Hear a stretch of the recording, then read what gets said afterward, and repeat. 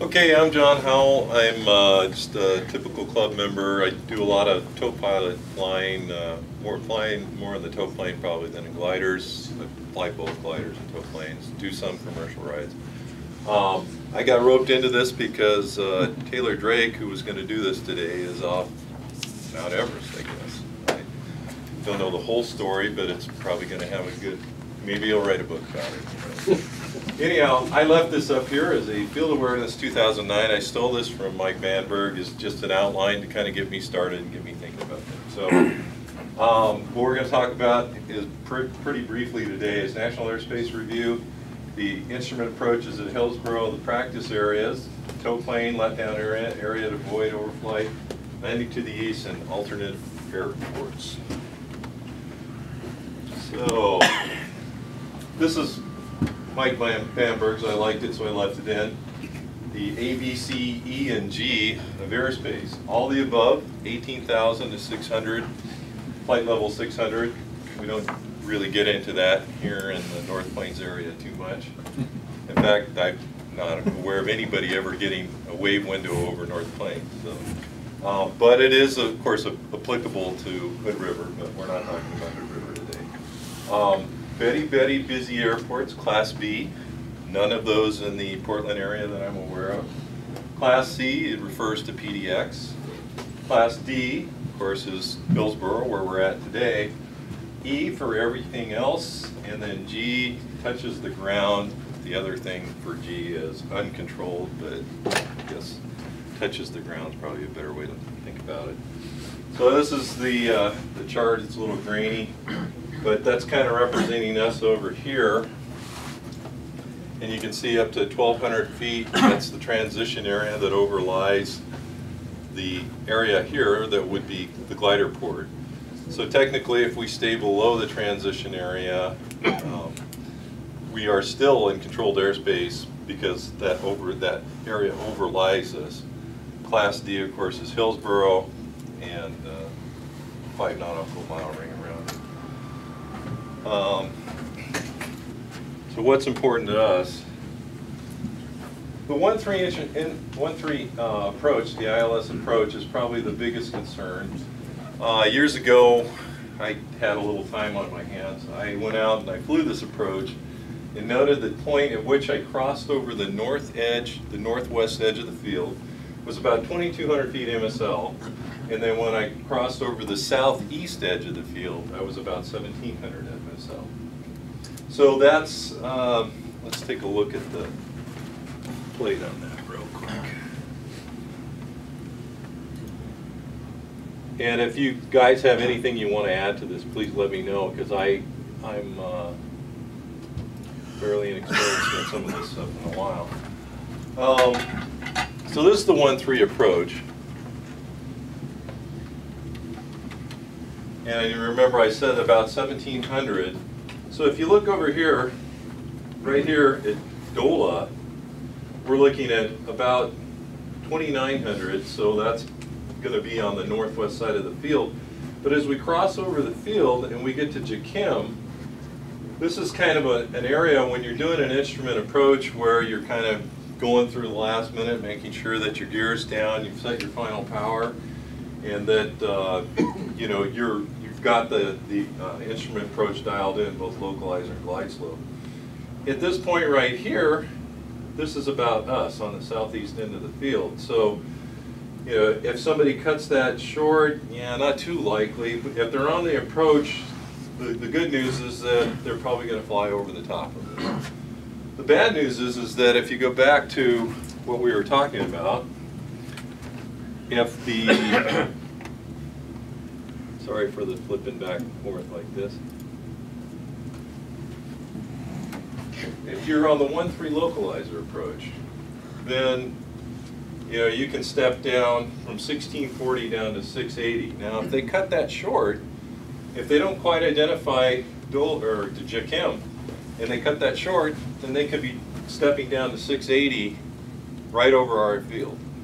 And I've seen planes come pretty low before. I don't know if they were at 680 feet, but you know, that's obviously cutting right in there where you guys are getting ready to turn downwind to base. If you're on an instruction flight with an instructor, again, this is an area where there's a problem. Instructors working with students on an approach. The student is under the hood. He's always thinking about is flying the airplane. The instructor's watching everything that's going on with the student, but he's supposed to be looking outside the airplane. But I can guarantee you there's going to be times where he's going to be watching the student or what the student's doing, and neither of them are looking outside the airplane. The other thing about that is that they could be at 680 or lower, depending on when they did their step down and if they're paying attention to their altitude. And if they misidentify the fix. Go ahead, Chuck. If they misidentify the fix, just like in Guam, I believe it was, misidentified the fix and let down early. Yep. Because of inexperience or fatigue or whatever. Exactly. Yep. Hey, Dan. Hey, John, can you go back to the map and show us Yes. where they are about 4,000 feet, because they're on the ridge where we usually have leaves. Yeah, I was going to go back to that. So you're saying where is this point right here? Right. 3,000 to Okay, 4,000. so that's the battleground Cuvee. 21, so it's this point right here, isn't it? So I don't know how, I don't have enough experience with this map to know where this is relative to our, you know, where you are. You're up the valley, right? Well, we know about that, what is the antenna, the tower, you know, Yeah. blinking tower. So you're probably in the vicinity of the towers. I think the microwave is on that point of, that brown point there, right under 2217. 2217. Come to your right, John. Oh, yeah, you're right. Come to your right, Right. there. No, I think the microwave tower is right below, right south of that.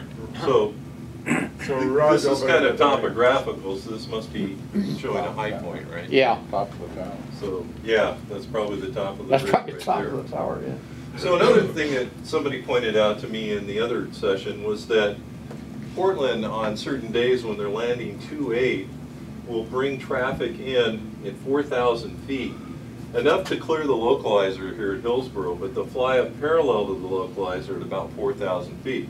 So if you're over there, you know, at the golf course, east of the golf course, 4,000 feet, an easy thing to do on a good day. You could be right in that area where they're coming, and they might be coming, if, you know, depending on which way you're facing, they can come right up your back, or you might be looking at a bird's eye right from the front. So that's another area, and the interesting thing about this is that Hillsborough, of course, you know, they put on the ATIS about the ILS, everybody knows about that.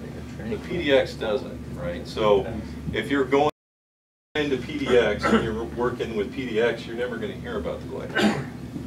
Yeah. I've sat up in the tower at Hillsborough here, and if you look at their radar trace, they've got our glider port on the other side of the ILS.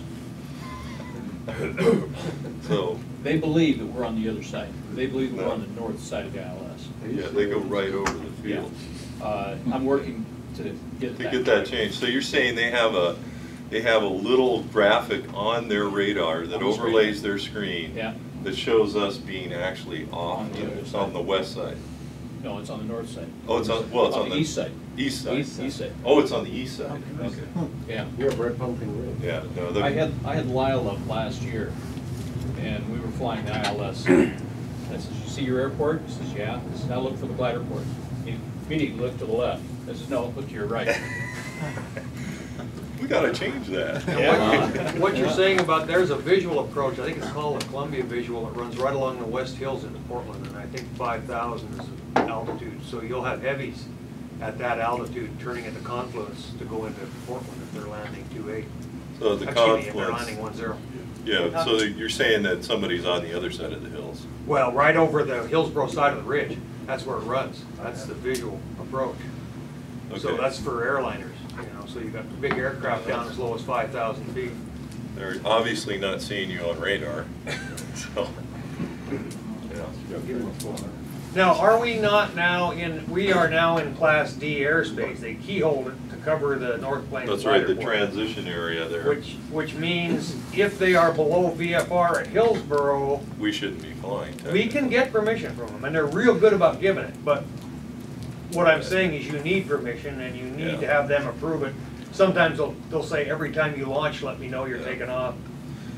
Yeah, just one comment from my own flying, that when you're coming down the localizer, you know, if you're coming down there and you're flying it for real, you know, it might be 1200, we might not have any idea what the ceilings are at North Plains, but the mindset of the pilot coming down the localizer, he could have been coming from, you know, Tokyo.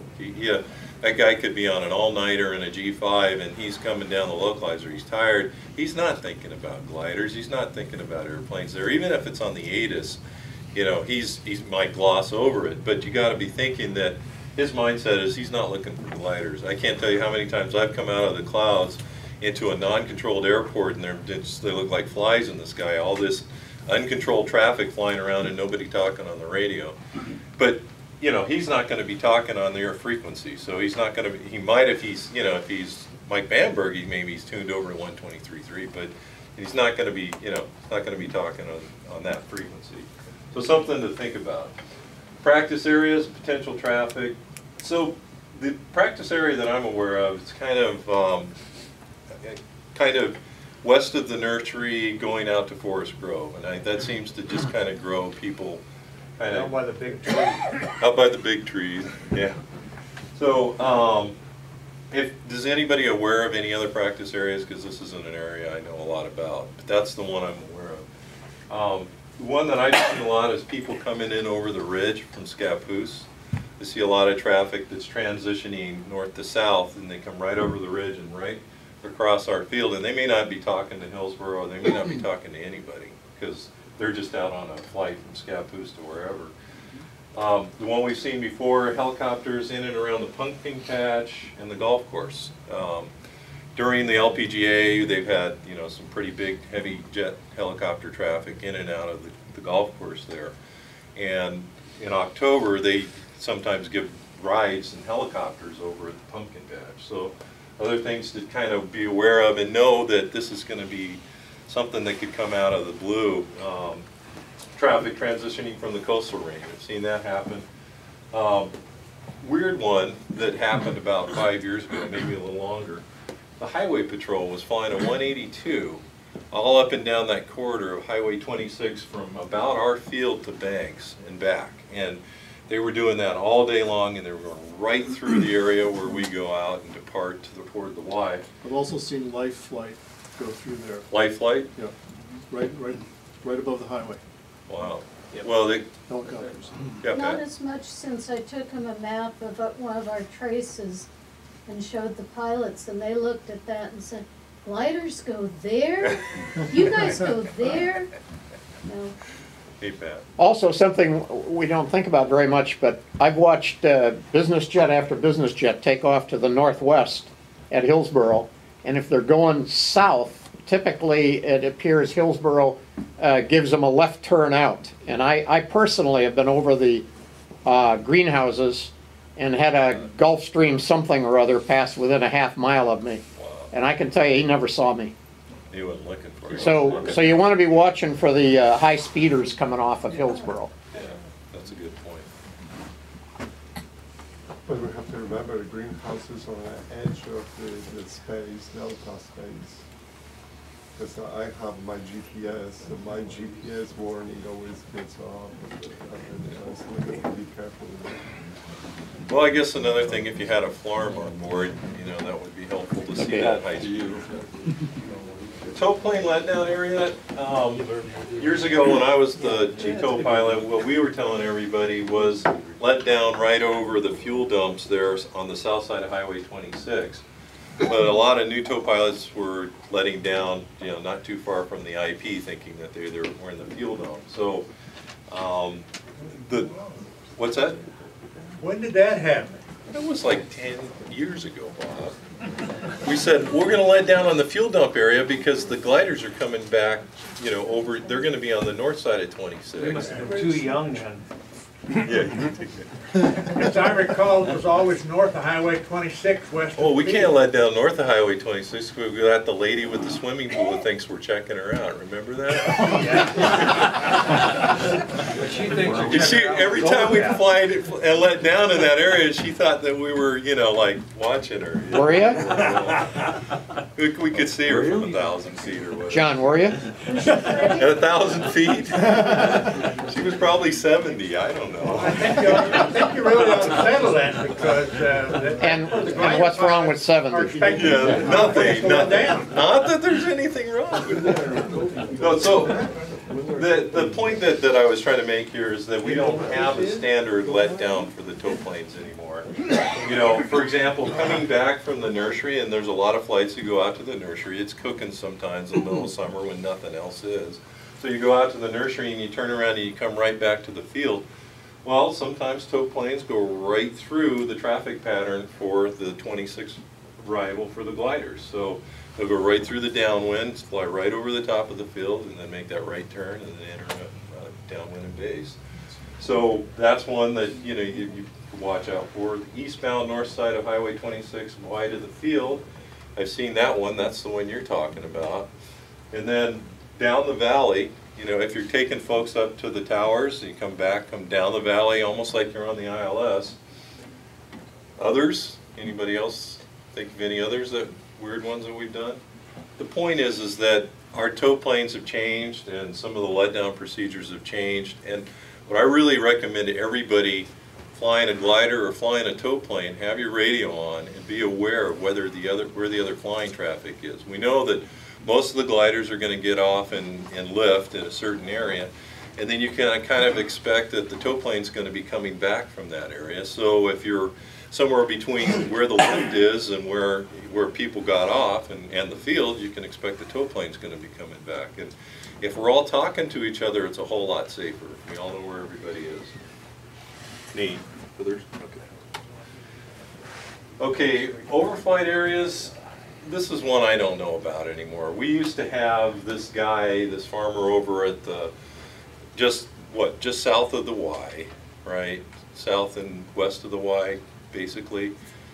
Well, the problem was that if we turned below 2,000 feet at the Y, say for example we're going to go south to the nursery or we're going to head towards Forest Grove or whatever, at that point if we were below 2,000 feet he would get kind of upset. He would call, and we get a lot of calls from this guy. I don't know what the complaint of the day is. Last year we had a lot of traffic going out to and getting off near the towers, and then we'd come back through the valley, and we were flying over some guy's mom who was apparently bedridden, and you could hear the tow plane flying over her house about every 7-10 minutes. And, yeah, so I think a couple things about that is that, you know, it seems like, especially as that area gets more and more developed, there's going to be more and more people calling. The thing to be thinking about, particularly for the tow planes, is if to possibly alter the way you return, you know, don't fly over the same spot twice, you know, because you can turn around a tow plane in 12 minutes and be right over that same spot again. Or if you've run 2 tow planes, you know, even 6 minutes apart, you know, that could be. So we're trying to be good neighbors. And John, the clean Is the lady with the horses still calling in? I don't know. It was last year. There's a lady out there to the west of us that's got a bunch of quote high explosive kind of horses. And if you even fly a glider over her house, Yeah. on the phone, I crossed her house, down here. I crossed her house at 3,500 feet. She I called. got called. Yeah. So just be aware that she's out somewhere towards Apple Valley. But that's what we have. We got noise sensitive areas both north and south. of Yeah, we've 26. got them The only way is to everywhere go now. right over 26. Yeah. Split the difference. I think our safest bet right now is our standard departure where we stay above or stay below 2,000 feet. We go right out the Y to the Y, and once we're at the Y, we want to be at 2,000 feet before turning. Either way, in my opinion, I'd like to be that high for safety for the gliders as well. Well, there's only one thing wrong with that. You can give a ballpark 2,000 feet, but if you're flying the ag wagon on a hot day, towing the Grove in a tailwind, you're not going to get to 2,000 feet at the Y. And if you go any further, should something happen, you're not going to get back. Yeah, and So, days like and you that, have they'll to turn say- and do a racetrack back to the Right. Y to get another 500 feet. Yep. Yeah, 360. yeah, full 360 around. But does anybody know what we're supposed to say if somebody calls and you pick up the call, your apps, and somebody is array about the noise? Do they call us or do they just call the FAA? No, they No, they call call us. us. They call our field, yeah. Or you send it I think the general thing would be to try to find out where they're at and then try to notify the tow plane. That's what we've done in the past, and I think that's helped, you know, and if we can, In addition to that, make him or her feel good, be polite, say, boy, we're concerned too. May I have your name and number? I'll give it to one of the officers of the club, and we'll get back to you. and say, and if you don't give it an improvement in the next half hour, why don't you call us back? We'll definitely. Yeah, make them happy. Yeah. Yeah. Whatever. Give them 5 times. And by the way, if you do that, one of us will call them back and do our best to smooth things over. If the lady by the swimming pool calls back in, get the GPS coordinates. Yeah. And how old she is. Yeah, you want to be in a helicopter. So, You're over 50. wrapping this up, we've got, where do you land out for North Plains? And it seems like we've got a lot of options here. Of course, there's Hillsboro, and you know, if you've got a radio and you can make Hillsboro, great. But there's other options. You've got Olinger here, you've got Sunset, you've got Skyport right here, and then of course you have us. But there's also out here, there's, what is it? Chadwick. I've never been there, and then you have Apple Valley. Has anybody landed here, Chadwick? Chadwick is on a ridge, you don't need to land there. Yeah, don't land there. Because it's high. But there's so many fields around us. I mean, worst case scenario, I mean, fields aren't great, but, you know, if it's a matter of life and death, a matter of walking away from it, then we have lots of options here. Hood River, you know, not so much, right? Co-pilots too, be sure if you're towing, sometimes there's some good lift out toward Apple Valley and glider guys that like to go out there and you're beyond your ability to get back to the glider port should you have an engine problem. So make sure you're aware of what the alternate landing zones are. You can take people to the coast range safely if you know you're within an area you can glide to an airport should you have a problem. At the Y, you ain't getting back there. Well, it depends on how high you are, but you can get back to one of the other airports.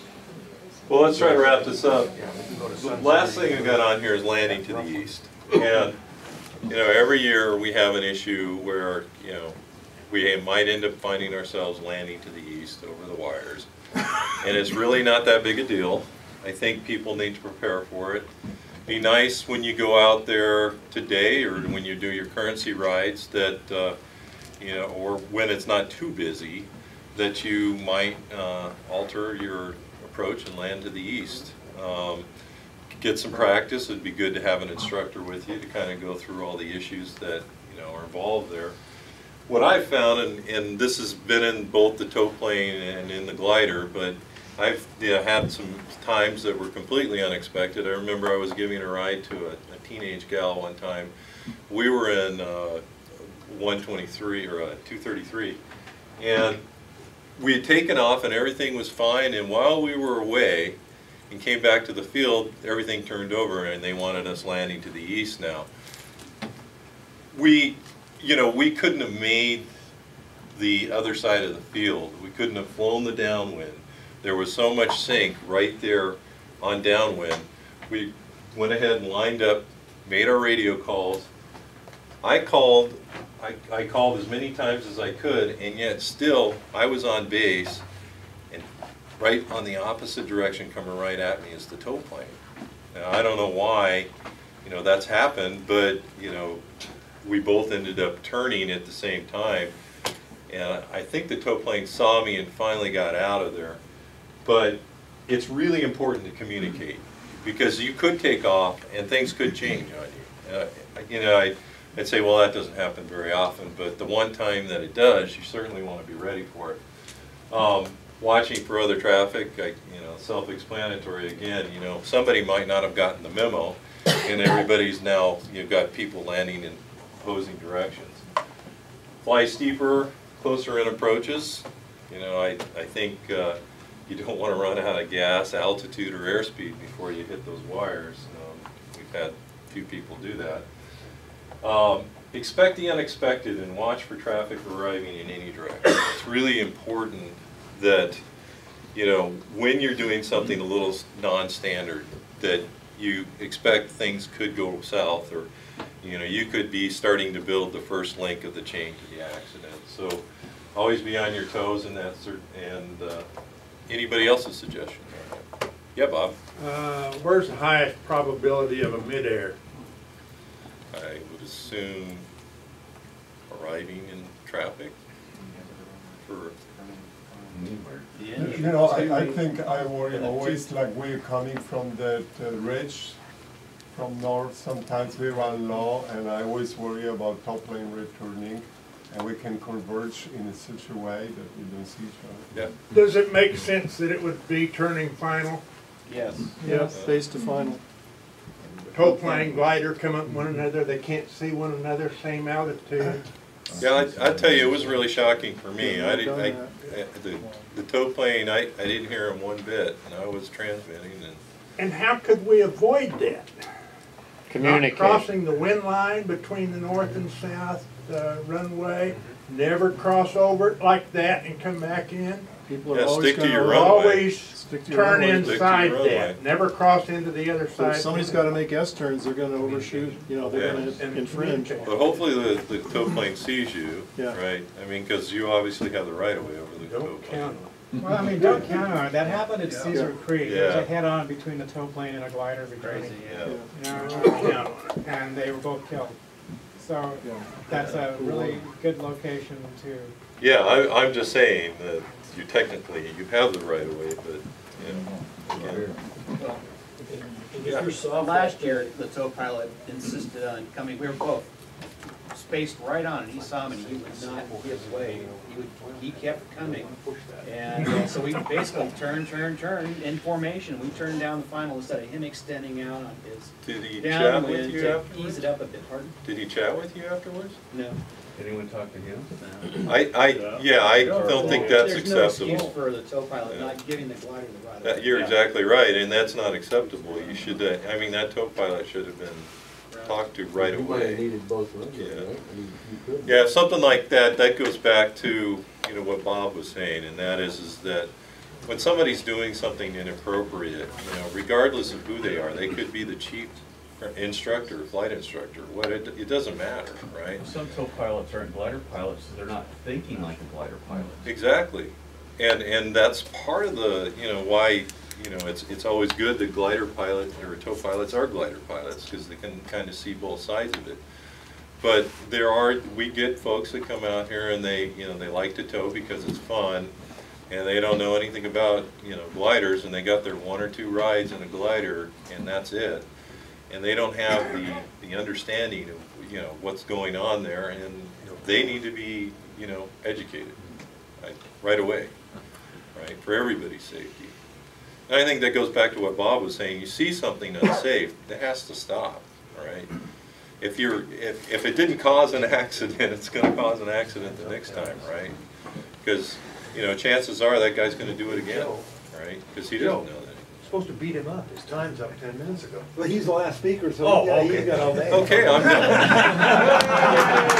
done.